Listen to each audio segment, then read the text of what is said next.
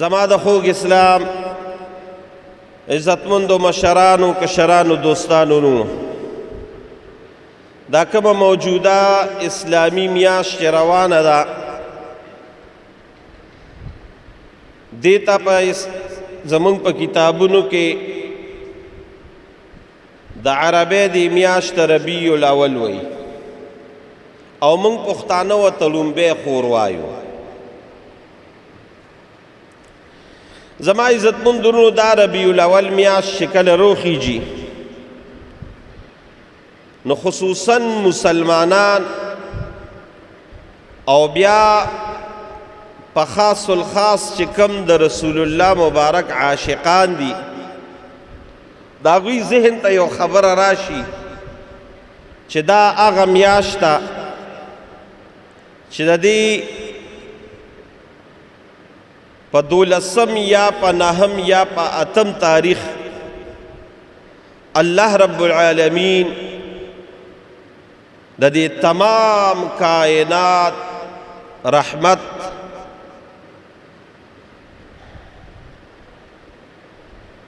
فخر موجودات امام الانبیاء فخر کائنات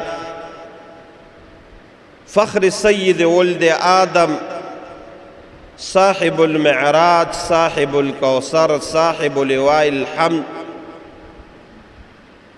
خاتم الرسل خاتم الانبیاء جناب محمد رسول الله صلی اللہ علیہ وآلہ وسلم اللہ رب العالمین د دنیای پیدائش په لحاظ په دې میاشت کې پیدا کړی دی.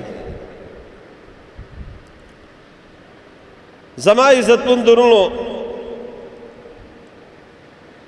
دا زمونږ او ستاسو دپاره لویه د اعزاز او د مقام او د مرتبې خبره ده چې د دغه عظیم پیغمبر او د دې عظیم هسته په امت کې الله موږ او تاسو پیدا کړی یو.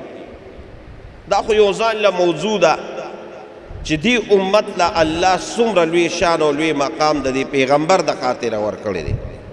نو دا صرف زموږ دپاره ډېر لوی د اعزاز او د مقام او د فخر خبره ده.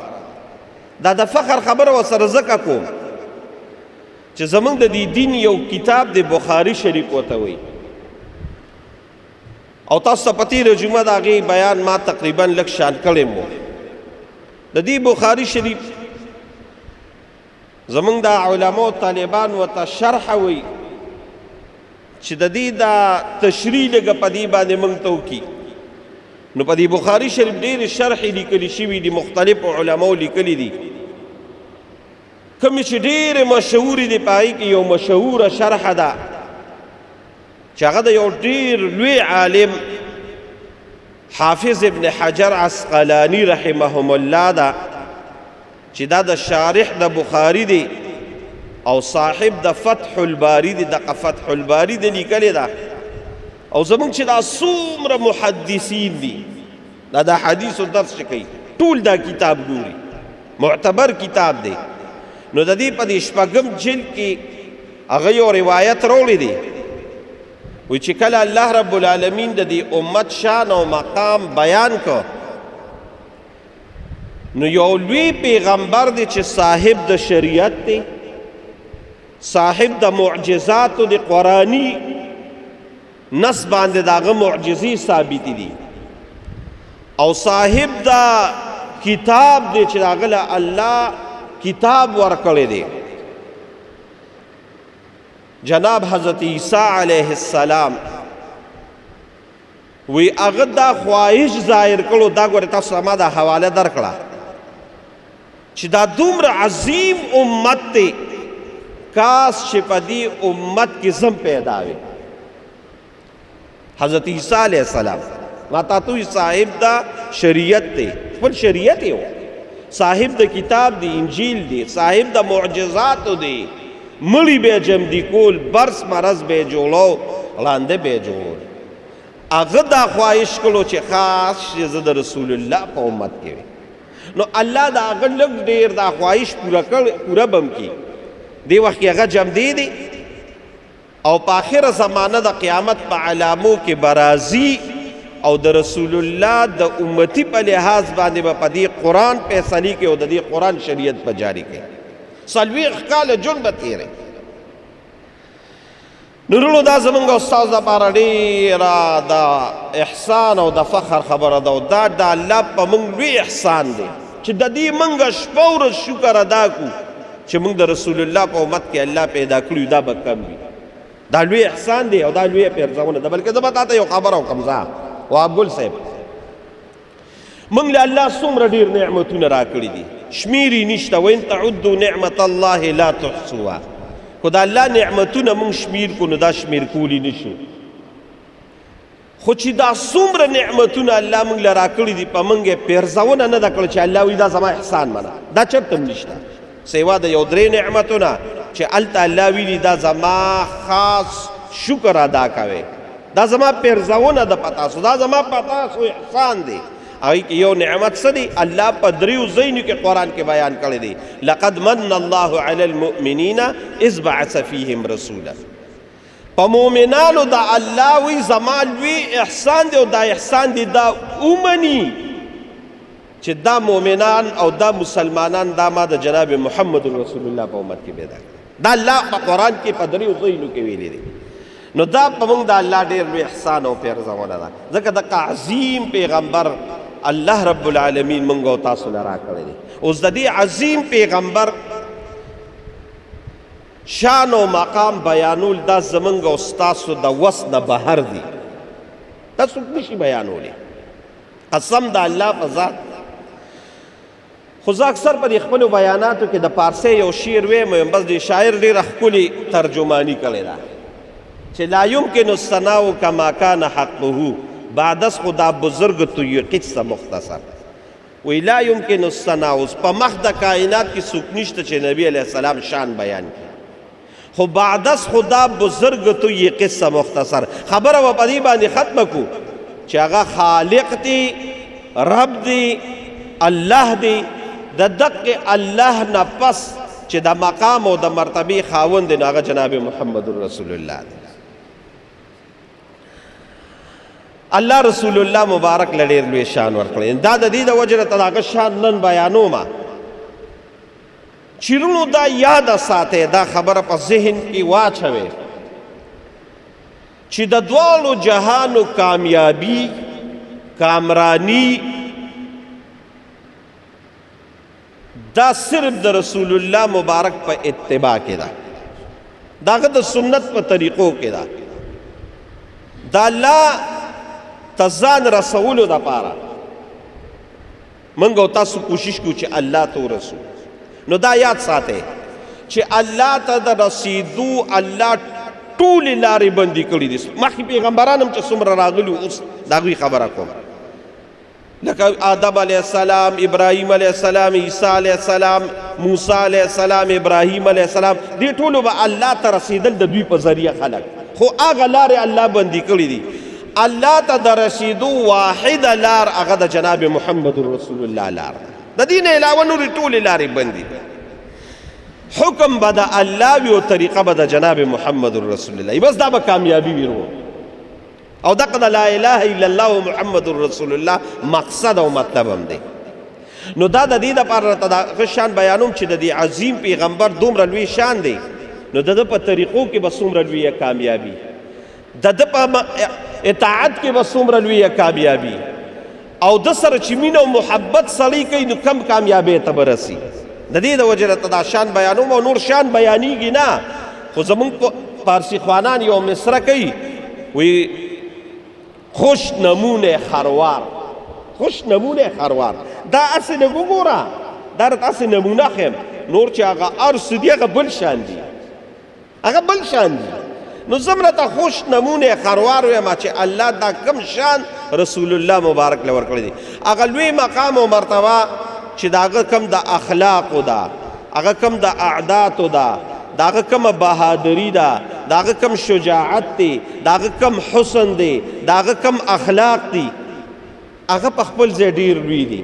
خو زه د قرآن شریف یو مختصر شان آیات دی او موږ او تاسو اکثر د دې ناخوانانو نه ډېر اورو او هر چاته یادم دی د رسول الله مبارک په متعلق الله ویلی دی وما ارسلناک الا رحمتا للعالمین ته موږ نه لیږلې مگر کو لیږلې مې نو د دې تمام کائنات دپاره رحمت لیږلې د دې تمام کائنات دپاره اوس عالمین څه ته وایي نو زموږ په دې دا طلبا او علما پیژني وی عالم وی ما سوا الله ته د الله نه علاوه چې دا څه دي دا عالم دی او بیا یو عالم نه دی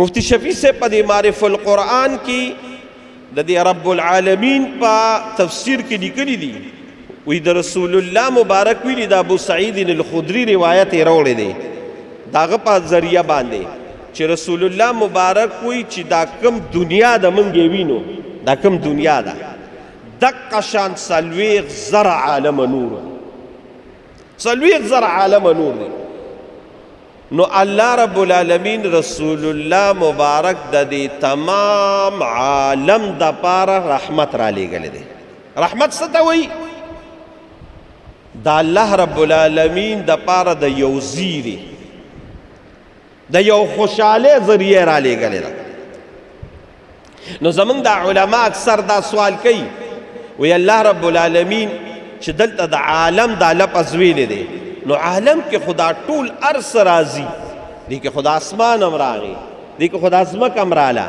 دی کې خدا انور هم راغی دی کې خدا سپوږمۍ هم راله دی کې خدا ستوري هم رالل او بیا د ځمکې مخلوقاتو ته عالم ته مونږ وګورو نو دا غرونه بیل عالم دی اونې بیل عالم دی اوبه بیل عالم دی او بیا ګوره ورته دی خوا دی خوا نو د دې ټولو دپاره څنګه او بیا په عالم کې خو نباتات هم راځي جمادات هم راځي او دقه شان حیوانات هم راځي پرندې هم راځي چرندې هم راځي درندې هم راځي زه به تاسو ته یو خبره وکړم چې الله رب العالمین کلام دا جامع دی زمو ستا سوچ کې تردد راځي د الله علم کې چرته الله چې څه ویلي دا صحیح دی ته به وایې د دې کائنات دپاره څنګه رسول الله عالم دی نو د دې خو ډېره اسانه توجیه د علماو کړې ده چې دا ځمکه او اسمان دا اونې او دا بوټې د دې ټول لپاره رسول الله مبارک رحمت دی څنګه ته چې دا نن هر څه وینې دا تمام کائنات نو دا تمام کائنات کو دا اونې وجود راغلی دی کو د دې اسمان وجود راغلی دی کو د دې ځمکې وجود راغلی دی کو د دې نور وجود راغلی دی کو د دې سپوږمۍ وجود راغلی دی او کو د دې ستور وجود راغلی دی او دا دی دنیا کې قایم دی وهاب ګل صاحب دا د جناب محمد رسول الله د خاطره قایم دی دا دغه د وجې دي دا کائنات د رسول الله مبارک دپاره سجو شوي دي زمونږ دا علما یو خبره کوي ګر دا حدیث نه دی بعض علما وایي دا حدیث خو دا حدیث نه دی ځکه چې زمونږ دپاره لوی دی وخت کې د پاکستان د ټولو نه بلکې د پاکستان نه د عالم اسلام د ټولو نه اوچته هستی او لوی عالم شیخ الاسلام مولانا مفتی تقی عثمانی صاحب دا حدیث موضوعي ګرځولی دی چې لولاک لما خلقت الافلاک خلق والافلاک وی کو ته مې نوې پیدا کړې دا کائنات په مې نو پیدا کړې دا خله حدیث ہے خدا حدیث نه دی خو هغه وایي دا حدیث نه دی خو ما ته وګورئ وی د معنی په لحاظ باندې خبره بالکل صحیح ده کو الله رب العالمین رسول الله نو پیدا کړی دا کائنات په نو پیدا دا ځمکه به نوه پیدا دا اسمان به نوې پیدا دا درندې به نوې پیدا دا چرندې به نوې پیدا دا پرندې به نوې پیدا او د دې بیا زیاته تشریح په دې کې شوې ده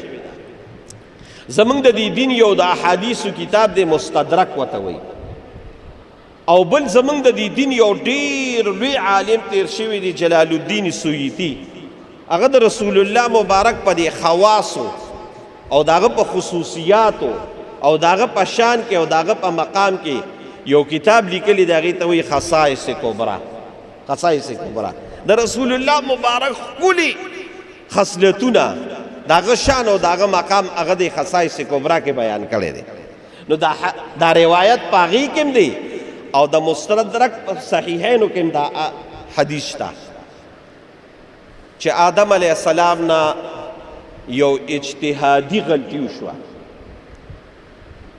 دغه دا خیال نو خو شو ایر شو ته فنسیه ولم نجد له عزما او واقعا تاسو ته معلومه ده نو آدم علیه السلام هغه اونې ته ورلنډ شو الله ورته کوشه دنیا ته راکوش دنیا کې ژوند تېرو خو غلطي ته شوې وه الله په قرآن کې وایي ما ته جامې وویستې جنتي جامې ته ووتې او ګرځېده یو خوا بل خوا ګرځېده او جړلې الله ته څومره وجړل رسول الله مبارک وایي ما ته وګورئ وی د تمام مخلوقاتو اوخ کې راجمه کړه د داود علیه السلام اوخ کو ته نه رسي او د داود علیه السلام او د دې تمام مخلوقاتو اوخ کې راجمه کړه د آدم علیه السلام اوخ الله ته ډېر زیات وجړل دې مخ کې لارې جوړې شوې لارې نو الله ته ډېر وجړل وي خدایا ما ته معافي وکړې اوس د دې معافۍ دپاره څه چل وکړم نو الله ته سوالونه کوي نو یو ځل یې الله ته وایي وهابل صاحب دا خبره اوره ډېره د خوند او ډېره د مزې ده یو ځل یې الله رب العالمین ته په دې زړه کې یو خبره راغله او په خولې ووې وایي یا الله ما نه خو دا غلطي شوې ده ما نه خو دا خطایي شوې ده په ما رجوع د رحمتو کې او ما وبخې او د څه د وجې راته سوال کوم په دې وسیله او په دې وجه راته سوال کوم چې یا الله ما د محمد رسول الله د خاطر وبخې الله رب العالمین ته علم دی سره د علمه دا خبره دی دنیا ته ښکاره کوي وی محمد رسول الله ته پیژنې ته خو لا پیدا هم نه دی ته خو د هغه نه مخکې پیدا شوي تا څنګه وپېژنده نو آدم علیه السلام ورې دا حوالې مې راله درکړه دا دوه حوالې مې راله درکړې نور تقریبا اووه اتاوه حوالې نور هم دي خو دا ډېرې مستندې وي نو ځکه مې راله درکړې آدم علیه السلام ورته وایي یا الله کله چې تا زه په خپل دست قدرت جوړ کړم بغیر پلار او بغیر موره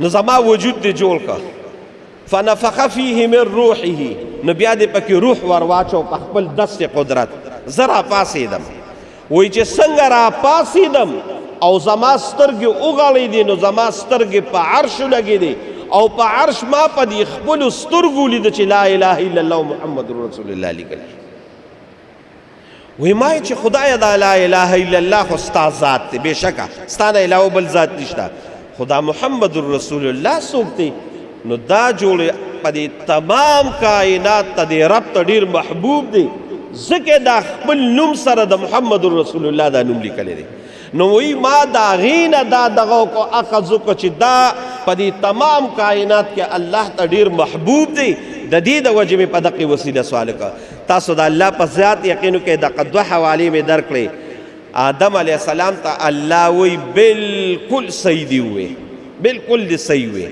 دا په دې تمام کائنات کې ما ته د ټولو نه محبوب ترینه هستی ده او آدم واوره خدا هستی محمد رسول الله ما نوی پیدا کړی نو ته به مې نوی پیدا کړی او دا کائنات به مې نو پیدا کړی د ده د خاطره دا هر څه پیدا دي او ورونو کو موږ د قرآن شریف یو آیات ته وګورو نو دا مطلب په دې وجه هم ټیک دی الله رب العالمین آدم علیه السلام هم نه دی پیدا پیغمبران نه دی پیدا او الله رب العالمین تمام انبیاء کرام ارواح را جمع کړل او بیا د دې تمام انبیاء کرامو د ارواحونه الله یو تپوس کړی دی او هغه تپوس د قرآن شریف په 3 سپاره کې موجود دی او یو وعده ته اغشته ده هغه وعده څه ده هغه دا ده چې وایذ اخذ الله میثاق النبیین لما آتیتکم من کتاب و حکمه ټول پیغمبران الله را جمع کړي دي او ورته تاسو له به پیغمبري درکوم تاسو له به کتاب درکوم ثم جاءک وإذا أخذ الله من النبيين وإذا أخذ الله ميثاق النبيين لما آتيتكم ثم جاءكم رسول تان د دوی نه ستاسو نه پس په یو پیغمبر را لېږم رسولون کې زمونږ دا علماوي دا تنوین د پاره د تعظیم د عظیم الشان پیغمبر به را لېږم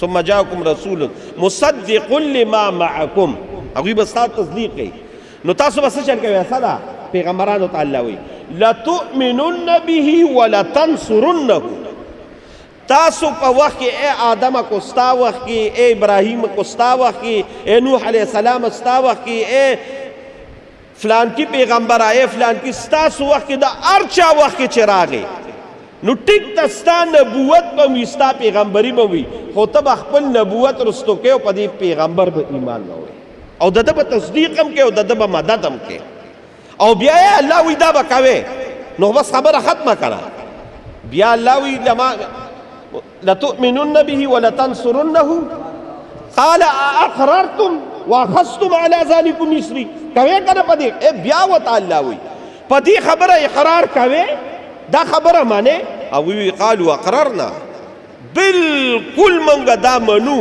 کو زمنگ پا ہر یو وقت دا پیغمبر راگے منگ با پٹول ایمان دو قال فاشهدوا وانا معكم من الشهيد تاسم گوا اللہ ویو سے زم گوا پا دیم چی پا دی پیغمبر با ٹول ایمان دوڑے پیغمبران نو اللہ کے وقت کی وعدہ گشتے نو زمان عزت مند رولو اللہ رب العالمین کو دا کائنات سجو کرے دے دا دا محمد الرسول اللہ دا برکت سجو دے اللہ دا دی دا پارا رحمت را لے گلے دے کو دی رسول اللہ مبارک نوی دا بنو دا دی دا وجہ و سرا دا دی نباتاتو دا دی جماداتو دا دی پرندو دا دی حیواناتو کم محبت تینو اغمالے زویم یو خبر باندے آخو یو موضوعی چی پاگی باندے خبرو کو جمادات ستا ہوئی دا کانی دا زمکا دا جمادات تی خبری نشی کولی سم نشی کولی خودی جماداتم دا رسول اللہ سر دا محبت اظہار کرے دے مثال راتو ہوئے نو مثال برتا دا بخاری نو ہوئے چی دا حدیث دا غی دا پاسا مستند کتاب بل نشتا دا بخاری نو برتا ہوئے رسول اللہ صلی اللہ علیہ وسلم مدینی منوری تم اللہ بوت لے کا طولو آئے امین اللہ دے منگ طول مدینی منوری تا بوت لے کے خدای دے دا غیب و اسباب پیدا کی اللہ دے دا آغی زین زمنگ اسباب پیدا کی چی زمنگ استاس و تصور کم نوی یا اللہ مدینی منوری تا چلال شے نو مدینہ منورہ کی دا دے شمال پا طرف باندے یو غر دے احد غر واتوئی غر دے غر کانے دے کانے خو مالا غر دے نو احد دے نو زتا تو سویم رسول اللہ صلی اللہ علیہ وسلم دا احد دا پاس ادرے دا حضرت ابوبکر صدیق و سری دے حضرت عمر و سری دے حضرت عثمان و سری دے قسم باللہ دا بخاری شریف حدیث دے پا غر چی ادرے دا غر لکا دا زانگو زنگے دا بخاری شریف کی حدیث تھی رسول اللہ مبارک کی اور روایت کی کونٹے دا بل روایت کے دا اخپدا وی اس کو تیا جبل ادھری کا غر آئے دا زنگو پشان زنگی کی والی غر ادھری دا غر والی علاقے دا یرونو غر دا خوشالین علاقے دا چی پا ما محمد الرسول اللہ مبارک والال دے او بیا رسول اللہ مبارک سوئی دا دا بخاری الفاظی وی احد جبل احد یو غر دے او دا عام غرون پشان خونے دے یحبنا و نحبه دی منگ سر مینہ کئیو منگ دا سر مینہ کرو دا حد لوی شان دے لوی مقام دے لوی مرتبہ دا رسول اللہ مبارک چی بکل یو مثال بیانو ضرب دا حد نو آگش ایوی کو یو صلی جنازی لال او دا جنازی نا پس ایسار شو او اولی دا دفن دا پارا اللہ بولا دو قیرات صحابہ کی صحابہ قیرات ستا ہوئی رسول اللہ مبارک زرد احد غر تلا سنوی دا دی غر احد دا غر عمر ثواب با اللہ ورکی رسول اللہ مبارک نا صحابہ تپوس شوی دا صحابی کم مقام دے وی دا صحابی دومرا مقام دے کو یو انسان دا صحابہ نا پس تابعین تب تابعین رستو یو کسرا پاسی او دا دی احد عمر غر عمر سرزر روڑی سرزر دا دی احد دا غر عمر سرزر رولی او دا اللہ پلار کے قربان کی دا مشکات مبارک حدیث تے دا احد غریبی آیات کا دا احد عمرہ غرمرہ سرزر رولی او دا اللہ پلار کے قربان کی زمان دا اللہ پا ذات بعد قسمی رسول اللہ مبارک ہوئی او دا دی پا مقابلہ کی زمان یو صحابی دا چیٹاکے عمرہ سرزر دا اللہ پلار کے ورکی دا دا چیٹاکے سرزر با دا احد دا پاسوی احد نم بیا واغشتے شو دا قشان دیر موقع دا رسول اللہ مبارک نو دا رسول اللہ مبارک سر جمادات نباتات ستوی دی اونو بوٹو توی دا بخاری شریف راوالا دا دی بخاری شریف پا دی حدیثو کے رازی رسول اللہ مبارک پا دی جمعی پا رزراغی اللہ بیا مدینی منوری تا بوت لے کا نو مدینہ منورہ کی رسول اللہ مبارک بخطبہ بیلا نو خطبہ چی بیویلا یو اونو آغی تا بیڈا ڈوالے وا دا کجور یو اونو آغی تا بیڈا ڈوالے و خطبہ بیوی رسول الله مبارک دی حالت ته چې وکتل یو صحابي ولا خشته مزیدار یو زنانه وي وی دل یو منبر جوړم نو یو منبر یې ولا خشته جوړ که د بخاري شریف حدیث دی رسول الله مبارک په بله جمعه راغی او په منبر کې ناسته په جومات کې جلا شوه صحابه ګوري چې خدای دا څوک جالي ښکاري نه رسول الله مبارک پیو چې وی کتل هغې اونې جړی دا د بخاري شریف حدیث دی رسول الله مبارک زر راغی او د اونې د غاړه را چاپېره کړه وی ولې جالې وی یا رسول الله وابګل صاحب وره وی ستا په فراق او په جدایۍ کې جاړه ته مانه جدا شوې ما ته به دې ډډه واله رسول الله مبارک ځان ته را ترغاړس او څنګه چې سړی دا ماشوم چپ کوي داسې چپ کړه او بیا ورته انعام یاد که چې دا غواړي چې اوبه دې کرو د ټولې دنیا خلک به رانه میوه خوري دا غواړي او که نه په جنت کې ځان له مقام غواړي بیا به د جنتیان هغې جنت غوره کوي ما په جنت کوم نن هم هغه په مسجد نبوي کې دفن ده او د هغې په ځای باندې ستنه جوړه شوې ده الله دې راته ښایي استن حنانه اوس هم شته د معراف سره جخت د حنانه وي جلا ته د جلا والا ستنه نو د رسول الله مبارک نباتات عمده د مشکات مبارک ویم کم یو تر را یادیږي حضرت اعلی رضی الله تعالی عنہ صحابي دی وی ناسومه یو جهاد نه واپس شوي رسول الله مبارک زما د څوکیدارۍ نمبر و زه د رسول الله مبارک سره څوکیدار په طور باندې ولاړ وی رسول الله مبارک وده شو دا آیات چې نو نازل صحابه با د رسول الله مبارک پیرا کوله خو چې کله دا آیات نازل شو والله یعصمک من الناس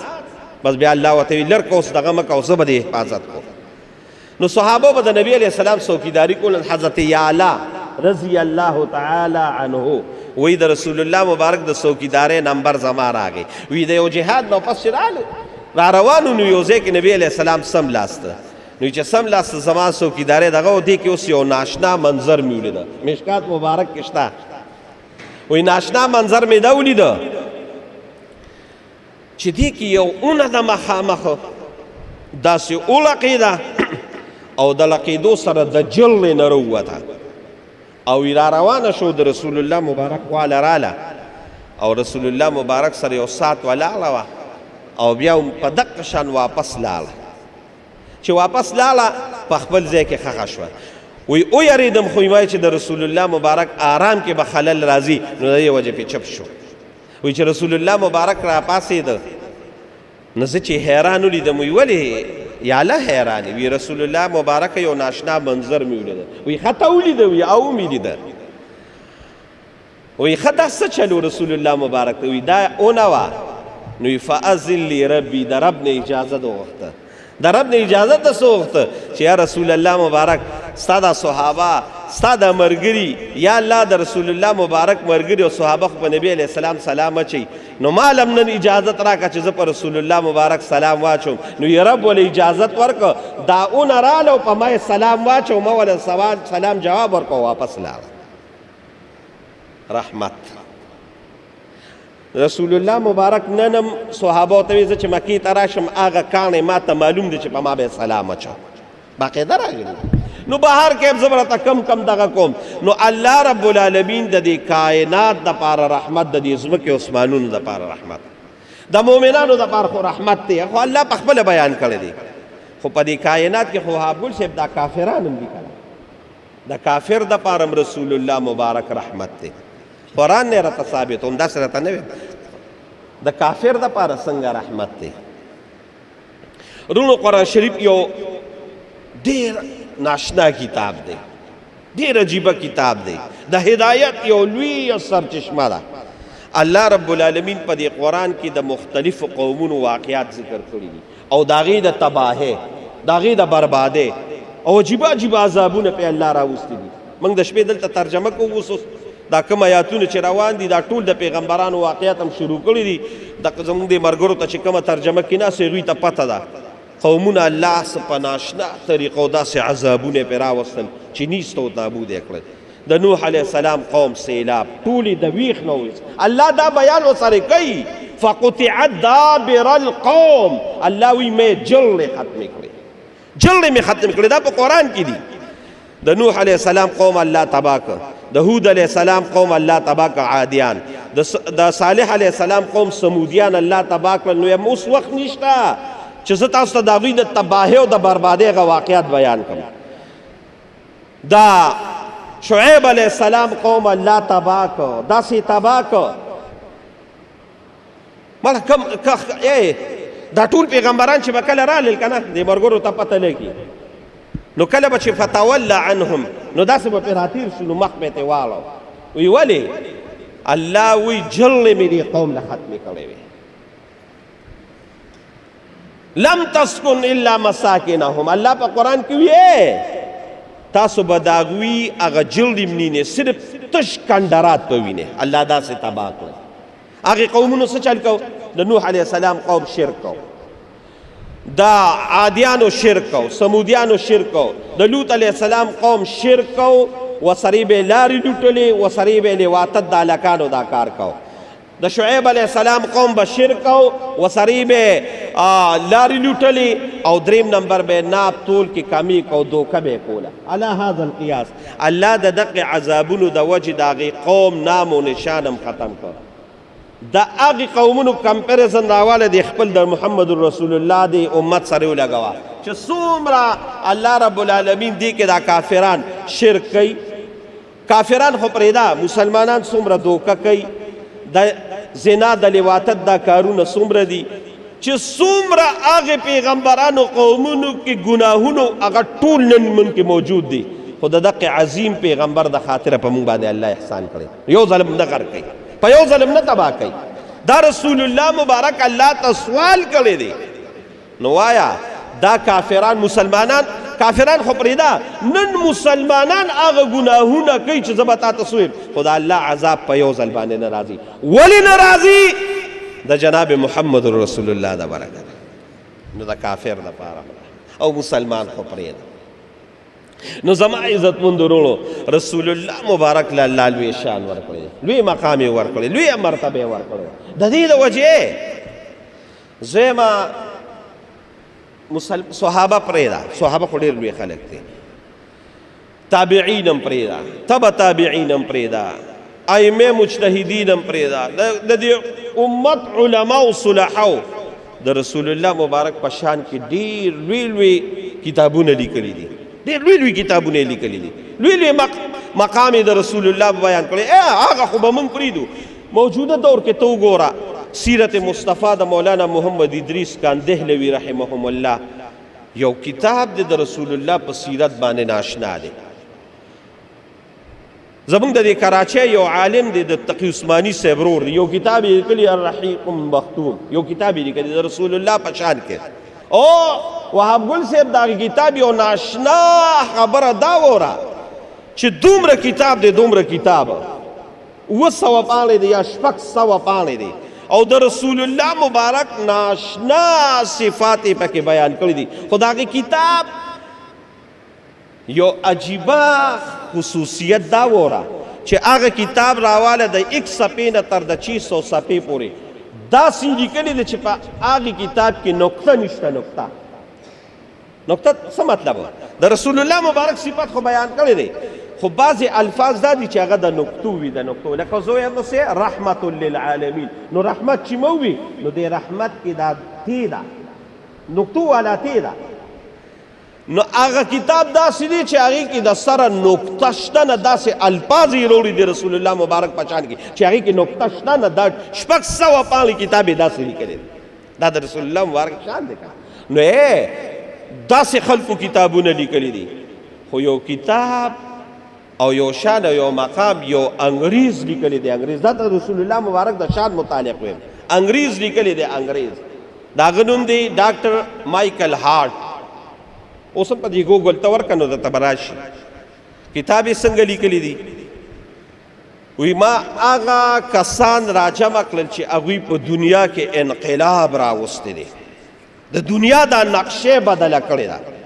نو ما داسې شخصیات تو چونه وکړو په ټوله دنیا کې، نو هغه خو ډېر زیات و، خو ما 100 کسه راجمع کړل چې دې 100 کسانو په دنیا کې انقلاب راوستی دی، د دنیا دا نقشې بدله کړې ده. نو د هغې کتاب نوم یې کېښود The 100 Men. اوچت 100 کسان، 100 کسان چې هغوی په دنیا کې انقلاب راوستی دی، د دنیا دا نقشې بدله کړې ده. نو د هغې کتاب نوم یې کېښود The 100 Men. اوچت 100 کسان، 100 کسان چې هغوی په دنیا کې انقلاب راوستی دی، د دنیا دا نقشې بدله کړې ده. نو د هغې کتاب نوم یې کېښود The 100 Men. اوچت 100 کسان اوچت سل کسان هغه کسان چې هغوی په دنیا کې انقلاب راوستی دی. او تاسو به یو عجیبه خبره دا ورو چې دا مورخ کم دی دا ډاکټر مایکل هارټ، نو دا تاسو ګورئ دا عیسائی دی، عیسائی د عیسی علیه السلام مذهب منونکی دی. خو چې کله د دا کتاب لیکه نو د خپل پیغمبر نمبر یې 3 نمبر لیکلی دی، او په لومبي کې چې کم د ټولو نه اول په 300 کسانو کې د ټولو نه اول دی نو هغه جناب محمد رسول الله، ټول وایي صلی الله علیه وسلم. هغه د رسول الله مبارک شان کې لیکلی. نو ته ویم دغې خو دلته ته یو خبره دا کومه، دا خبره یاد چې کافر زمونږ دپاره دلیل نه دی. کافر زمونږ دپاره دلیل چې هغه د رسول الله مبارک شان کې دا خبره ولیکله. زمونږ دپاره دلیل صحابه دي، زمونږ دپاره دلیل تابعین دي، تبع تابعین دي، ائمه مجتهدین دي، علما دي، نیکان خلق دي، دا زمونږ دپاره دلیل دی. خو زمونږ د دې عربی یو معقوله ده، وی والفضل ما شهدت به الاعداء، وی د انسان شان او مقام به د هغې نه پېژني واګل صاحب چې دشمن یې صفت وکړي، چې دشمن یې صفت وکړي دا شان والا دی. نو زمونږ دپاره دې دغه نه زمونږ دپاره دغه او بله وره بله وره په دې به دې لږ خوشحاله شي. مړه دا ټول هر څه به پرېږدو. الله رب العالمین کم ذات تی؟ اللہ الصمد. اللہ الصمد، اللہ الصمد څه مطلب دی؟ الله بینیازه دی، د چام پروا نه ساتي. الله الصمد دا مطلب دی. تاسو وایئ الله بینیازه، چاته محتاج نه دی، چې څه الله غواړي هغه کوي او څوک ترې تپوس والا نشته. لا یسأل عما یفعلو وهم یسألون. شاباس. الله وی زه د هر چا نه تپوس کوم، ما نه څوک تپوس نشي کولی، او نه ترې چا کړي دی او نه به ترې وکړي، نه ترې چا کړي دی او نه به ترې وکړي. د الله دې خبرو ته هېڅ حاجت نشته. خو دا د رسول الله مبارک شان دی چې مړه الله رب العالمین یې کم شان بیان کړی دی او کم مقام یې بیان کړی دی. الله ما خو تا ته وایي چې د الله بېنیازه ذات دی، هېڅ نشته په چا باندې. خو الله چې د رسول الله مبارک کم شان بیان کړی نو زه به ته کم یم. نو داسې چل وکړه چې د عایشې بیبي نه صحابه رالل، وي یا عایشې بیبي له رالل، وایي ای زمونږ موره بې د رسول الله مبارک شان څنګه و، مقام یې څنګه و، مرتبه یې څنګه وه، اخلاق یې څنګه و. اوهو هغې وایي تاسو خو عجیبه سوال وکړه، د دې جواب به تاسو له څوک درکوي. خو داسې چل وکړئ زه به ورته کم شان بیانوم.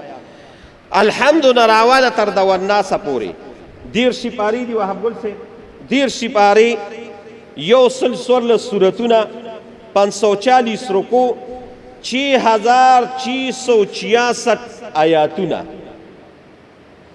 دا ټول راواله دا د محمد رسول الله شان دی، د اخلاق دی. کان خلقه القرآن. بس رسول الله مبارک شان چې ګورې نو قرآن ته وګوره او الله یې څنګه تعظیم کړی دی. نو هغه خو ټول ما خو تاته وي ټول قرآن ډک دی، خو هسې دا 2 خبرې ماله ډېر خوند راکوي، ډېره مزه راکوي. دا 2 خبرې چې د رسول الله مبارک په شان کې کله بیانېږي او زه کله یې ګورم په دې قرآن کې او کله دا آیاتونه تلاوت کوم نو ډېر خوند راکوي. یو دا ډېر خوند راکوي چې الله په دې قرآن کې قسمونه خوړلي دي، کله په نور خوړلي دي. شته قرآن کې والشمس وضحاها او والقمر اذا تلاها. په نور الله قسم خوړلی دی، په سپومې الله قسم خوړلی دی، په سار الله قسم خوړلی دی، په شپې الله قسم خوړلی دی، په ورځې الله قسم خوړلی دی. قسمونه یې ډېر خوړلی دي. خو یو ځای کې الله وایي لا اقسم بهذا البلد. اسد لږ به وي ودرېږي کینې او متوجه کېږي. لا اقسم بهذا البلد، سورة بلد دی. لا اقسم بهذا البلد. الله وایي زه قسم نه خورم د مکې په دې ښار باندې، خو خورم یې. ولې مکې ښار کې څه چل دی؟ د دې د وجې به مکې په ښار قسم خوري چې خدای دې بیا دا سوال قبول کړي چې الله دې موږ او تاسو بیت الله ته بوتلي. نو بیت الله ډېر لوی مقام دی، د دې د وجې به الله قسم خوري، ځکه بیت الله ته یو مونځ مخامخ کول د 1,00,000 مونځونو برابر دی. بیت الله ته هسې کتلم ستا په عمل نامه کې الله 20 نیکۍ لیکي. بیت الله غلاف ته چې ګوري هم ثواب دی. نو د دې د وجې به الله قسم وکړو چې بیت الله الله وایي نه د دې وجې قسم نه خورم. نو بیا به ښه الله چې ته وایې چې لا اقسم بهذا البلد، زه په دې ښار باندې قسم نه خورم، د دې وجې خورم چې دې کې ملتزم شریف دی. ملتزم شریف د بیت الله دروازه ده او رسول الله مبارک وایي دا هغه مقام دی چې دې مقام سره څوک ودرېدل او د زړه د اخلاص یې دعا کړه، الله وایي زه به یې دعا قبلوم. نه د ملتزم د وجې قسم نه خورم. حجر اسود چې د جنتي کاڼی دی او دا داسې دی لکه الحجر الاسود یمین الله علی الارض. که یو سړی مایلیق بشانیي دا الله تشبیه د پاره دا کړی دی چې د حجر اسود مثال داسې دی لکه چې د الله ښی لاس. الله اکبر. د الله لاس بی نشته مثال په طور بیانې. چا چې حجر اسود له لاس ورلو یې په خولو لګوله، رسول الله مبارک وایي دې په دې زړه کې خوشحاله شي چې ما د الله په لاس ولګو او ما د الله په لاس خپله خولو ولګوله. نو د حجر اسود د وجې الله وایي نه. خبره مختصر کوم، د حجر اسود د وجې قسم نه خورم. نو د دې د وجې به خوري چې مقام ابراهیم دی پکې، نه د دې د وجې نه خورم. نو خدا پکې چې زمزم دی پکې، نه الله وایي د دې د وجې نه خورم. ښه نو پکې صفا مروه ده، الله وایي د دې د وجې قسم نه خورم. نو بیا پکې زه عرفات دی د دې د وجې الله وایي نه د دې د وجې نه خورم. مزدلفه ده د دې منا ده د دې د وجې نه خورم. الله اکبر. الله چې د بیت الله د وجې قسم نه خوري، د حجر اسود د وجې نه خوري، د ملتزم د وجې نه خوري، د مقام ابراهیم د وجې نه خوري، د زمزم مبارک د وجې نه خوري، د صفا مروه د وجې قسم نه خوري. دا ولې خوري؟ الله اکبر. الله وایي ځکه خورم چې وانت حل بهذا البلد، تا په دې ښار کې خلقوسي کړي دي، د دې د وجې قسم خورم. یاره دا څومره لوی شان دی یار، دا څومره لوی مقام دی چې الله په هغه ښار قسم د دې د وجې خوري چې ته پکې ګرځېدلې، ته پکې پیدا شوي، تا پکې خلقوسي کړي دي. دې نه لوی شان مقام بل کم دی. او بل ځای الله رب العالمین چې د رسول الله مبارک دا شان او د آیاتونه ویم ډېر خوند راکوي. الله په دې واقعاتو کې پیغمبرانو ته اوازونه کړي دي او دا ټول په قرآن کې موجود دي. یا آدمو، اے آدمه اسکن انتا، تم سوخزدیم په دې جنت کې اوسه. نو یا آدم وی ویلي دي. نوح علیہ السلام یا نوح اهبط بسلام منا، ورخیجه کشته ته نوحا یا نوح. بل ځای کې وی یا ابراهیم، اے ابراهیم، اے ابراهیم. بل ځای کې وی یا موسی. دا ټول په قرآن کې موجود دي. یا زکریا، یا یحیی، ټول په قرآن کې موجود دي. کم کم ځای بلته ویم یا عیسی. خو په ټول قرآن کې به تاسو دا خبره ثابته نه کوي چې الله رب العالمین ویلي چې یا محمد. کله چې رسول الله مبارک ته، کله رسول الله مبارک ته د ندا آواز راغلی دی، نو څومره د مینې او د محبت. یا ایها الرسول، اے رسوله. او بل ځای کې وایي یا ایها الرسول بلغ ما انزل الیک، تا ته چې څه راغلي دا ټول بیان کړه د الله رسوله. او یو ځای کې وایي یا ایها النبی، اے زما نبی، یا ایها النبی. بل ځای کې وایي یاسین، بل ځای کې وایي طه، بل ځای کې وایي یا ایها المزمل، بل ځای کې وایي یا ایها المدثر. دغه شان نور ځای نه. یو ځای کې الله یا محمد نه دی. محمد لفظ قرآن کې راغلی د څلور ځایونو کې، هغه په داسې طریقه نه راغلی چې په وجه د ندا راغلی دی. خو د یو خاص وجه د وجه راغلی دی د محمد صلی الله علیه وسلم هغه نور چې آواز الله کړی دی نو په دقیق ښکلو القابات یې کړی. نو د رسول الله مبارک زموږ دپاره ستاسو دپاره شان هغه د الله هغه کافي دی. خو ما تا ته ووي چې دا د انسان دپاره لوی مقامي والفضل ما شهدت به الاعداء. د انسان دپاره لوی مقام دا دی چې د دشمن صفتو کې. نو دې وخت دغه شو د مایکل هارټ کتاب لیکلی دی، نو د ده پکې لومبې د محمد رسول الله نوم لیکلی دی. نو ټولو خلکو په اعتراض وکړ، وایي دا خو ستا پیغمبر نه دی، ته په ایمان نه راوړې، تا د اول نمبر کې ولې راوړی دی؟ نو هغه خو ډېرې زیاتې وجې بیان کړي چې د دې د وجې دی. خو زه درته یو درې وجې بیانومه د هغه چې زه دې مجبور کړم چې د په دې دنیا کې دا انقلاب راوستی. نو دې د لومبي د هغې یو څو وجې د هغې کې درې وجې ته زه بیانوم، نور ورته نه بیانومه، وخت نشته. یو وجه دا ده چې دې پیغمبر کله د پیغمبرۍ دعوه وکړه چې زه د الله نبی یم، نو هغې وخت کې په ده باندې صرف 4 کسانو ایمان راوړه. ای کې یو ښځه وه، یو ماشوم او 2 سړي وو. ښځه حضرت خدیجة الکبرا وه، ماشوم حضرت علی و، ځکه دغه وخت کې د ده عمر 9 کاله و، د حضرت علی رضی الله تعالی، او بل ابوبکر صدیق او بل زید ابن حارثه و. دا لومبي ایمان والا 4 وو. هغې وخت کې پې هغه ایمان راوړه، خو دین یې حق و، په خپل حق سچ پیغمبر و. نو ورو ورو د هغه ملګري زیاتېدل. نو کوم چې دروغجن کس وي که نه، دی د یو وخت لپاره وچلیږي، خو بیا وروستو فیل شي. داسې په دنیا کې ډېر کسان تېر شوي دي. او دی چې څومره چلیده حتی چې دی موجوده دور ته راغی، نو تاسو ته پته لګي دی هغې وخت کې دی 1975 کې دا کتاب لیکلی دی چې دی وخت کې د هغه متبعین چې اتباع یې کوي او په هغې ایمان راوړی دی او هغه مني، په دې وخت کې د هغه د ملګرو تعداد 1.5 ارب کسان دي. نو دا سچه پیغمبر دی، حق پیغمبر دی، ځکه یې معلوم بې راوسته. دویم نمبر دا دی چې موږ لیدلي دي ډېر پیغمبران او د پیغمبرانو ملګري هم لیدلي دي، او نور هم په دنیا کې ډېر خلک لیدلي دي چې هغوی یې اتباع کړې ده، خو د اتباع نه پس څه چل شوي دي؟ خو راغلي دي ضرورت راغلی وي چې یاره د دې پیغمبر پرېږدم، نو پرېښودل خو پرېږده چې په دې پیغمبر هغې کسانو ځان هم قربان کړی دی. مرګتیا خو پرېږده، پرېښودل هغه ډېره لویه خبره ده.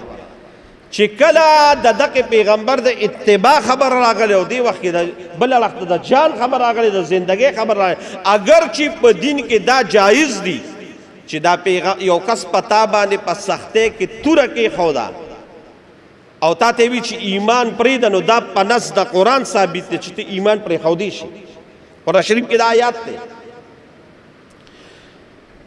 الا من اکره مطمئن بالایمان، 14 سپاره کې دی. آیات سر خو ته نه دی یاده.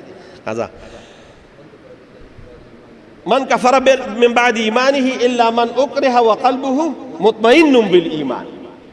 که یو سړي د باندې توره کېښوده چې ووایه د کفر کلمه، وژنم دې ګورې، نو دغې وخت کې ته د کفر کلمه ویلی شي، خو چې اړه دې دغه یي چې صحیح مسلمان یې کولی شي. خو دا خلک دغې وخت کې دوی ایمان او د ده مرګتیا نه ده پرېښې، او دا حقیقت دی. کم مثال ورته وویل، دا یو به راته وویل د اسلام ابتدایي دور دی، او دغې وخت کې چې نوي 40 مسلمانان شوي دي. په دغې یو مسلمانه یو ښځه ده، حضرت سمیه نومېږي، د یاسر بیبي ده او د عمار مور ده رضی الله تعالی عنه. دغه سمیه خیر هغه خو هغه واقع اوږده ده، خو زه به یې راته مختصر چې ابو جهل راوسته او ورته ایمان پرېږدوي نه پرېږدم. واقعه په احادیثو کې هم شته، خو د احادیثو غټ کتابونه نه شئ کتلی. نو د مولانا محمد ذکریا صاحب رحمهم الله دغه فضایل اعمال کې دا لومبي بابونو کې وګوره دا واقعه شته. دی یې راوسته او یو خپې یو اس پورې اوښ پورې وتړله، بله خپې بل اوښ پورې وتړله، او دا یو اوښ داسې ځای او دا بله داسې ځای. هغه عمل سره کوم چې په مخ د کائنات کې داسې عمل چا نه کړی. اوښ پورې خپې وتړلې او اوښ یو خوا روان شو، بل خوا دغې وخت کې دا په جلا شوه. هغوی ودرېږه هلکه و ایمان جوړې پرېږدي، رسول الله مبارک پرېږدي، ځکه او یې جړل. ابو جهل ورته ایمان پرېږده ګینې بیا رسه دا چکومي کوه چې داسې کړه فقد مان طاقات چې څه کې هغه وکړه. دغې وخت کې چې دا په جلا شو یې ودرېږی، نو ویې دروله. وی ولې په جلا شوې؟ مرګ نه و یارېدی؟ مرګ نه وي یارېدلی، نو دا په جلا ولې شوې؟ الله اکبر. دا وګورئ دا الفاظ دغه شان الفاظ دي. وی جلا په دې باندې شومه چې اوس پته دا یو اوښ یو خوا لاړ شي، بل به بل خوا لاړ شي، او زما د وجود به ټوټې شي، ساه به رانوځي. جالم په دې باندې چې دغه یو جان دی راسره، دا یو زندګي دی راسره. کاش چې زما په دې سر باندې دا څومره ویښته دي، او د هر ویښته په بدله کې الله یو زندګي را کړې وای، او چې دا څومره ویښته دي او دا څومره زندګۍ دي، دا ټولې زندګۍ مې د محمد رسول الله نه هم دغه شان قربان کړی. دا یو زندګي ده. اوس په خبره عبدالله ابن حذافه ابن سهمیم ته دغه کړې ده. نو ملګري داسې دي داسې چې هغوی ایمان پرېښودو والا نه دي. د دې د وجې مې ما دې غوره کړی. دریم نمبر د دې د وجې غوره کړی دی چې عدل او انصاف پکې ډېر و.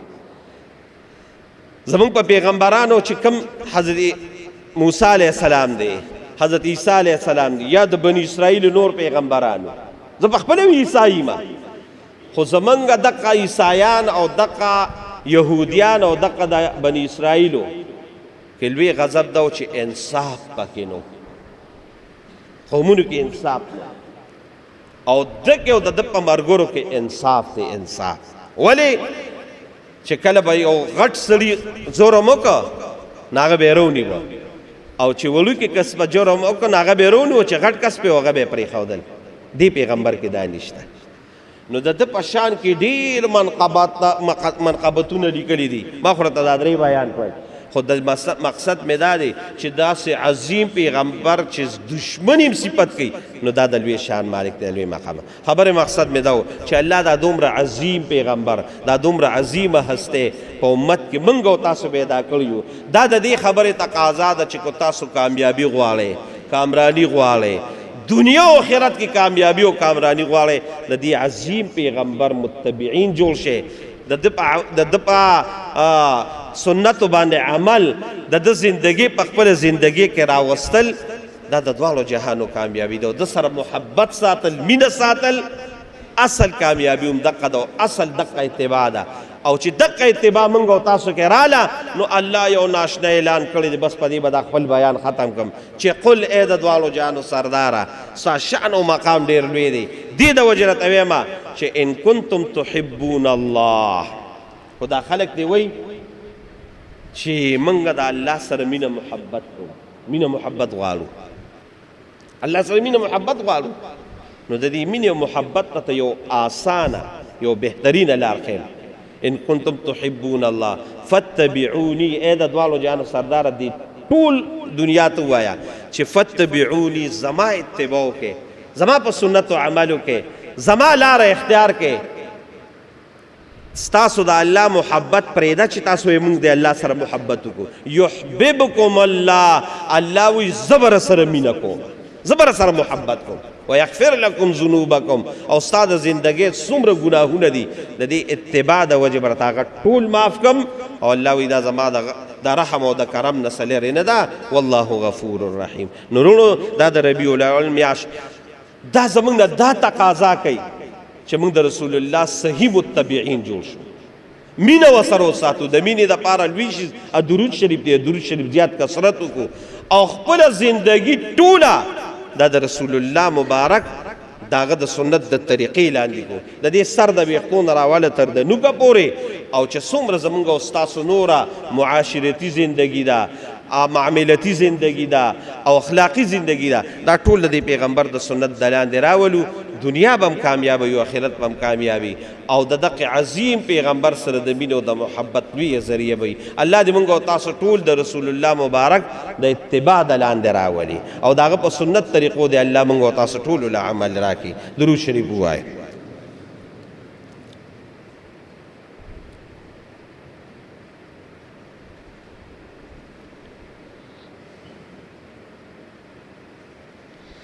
زما بچی دی دغه د کامیابی د پاره او د والدې د پاره او د حلال رزق د پاره او د نیک اولاد د پاره دعا راته وکړي. الله دې ستا دا ټولې دعاګانې قبول کړي. دعا وکړئ الله زموږ په حال باندې رحم وکړي، الله زموږ او ستاسو ګناهونه معاف کړي او موږ او تاسو د رسول الله صحیح متبعین الله جوړ کړي او دغه سره الله زموږ او ستاسو مینه او محبت نور هم زیات کړي. دغه د طریقو نه د اعراض کولو دی الله موږ او تاسو له توفیق نه راکړي. الله دې صحیح متبعین د رسول الله مبارک جوړ کړي. د دواړو جهانو خیر دې الله نصیب کړي. څومره مرګري راغلي او سید زل خواهشات دي الله د پټو خزانو نه برابر کړي. د دواړو جهانو خیر الله زموږ او تاسو نصیب کړي. د دواړو جهانو شر نه محفوظ کړي. څومره مرګري راغلي او سید زل حاجتونه دي الله د پټو خزانو نه برابر کړي. بیماران د پاره دعا کوي الله ټول بیماران له صحت ورکړي. مردگان د اسلام او الله مغفرت نصیب کړي. بی اولاد ول الله اولاد ورکړي او د چا نارینه اولاد دی الله ول نارینه نیک عمل اولاد ورکړي او د چا اولادونه دی الله دې وطن کان عالمان صالحان وي کی. قرضداران دی الله د قرض نه خلاص کی. الله دې زموږ استاد د حلال او رزق فراخ کی او د حرامو نه دې الله وساتي. او چا موږ ته د دعاګانو د پاره د دې شټونو په ذریعہ یا د دې شیشې په ذریعہ چا دعاګانو د پاره څه قسمه دعاګانو دپاره ویلې الله دې د ټولو دعاګانې قبولې کړي څومره میلمانه د بار نه راغلي دي الله دې د ټولو قدمونه الله پته نیکۍ کې واچي او الله زموږ او ستاسو دواړو جهانو خیر نصیب کړي برحمتک یا ارحم الراحمین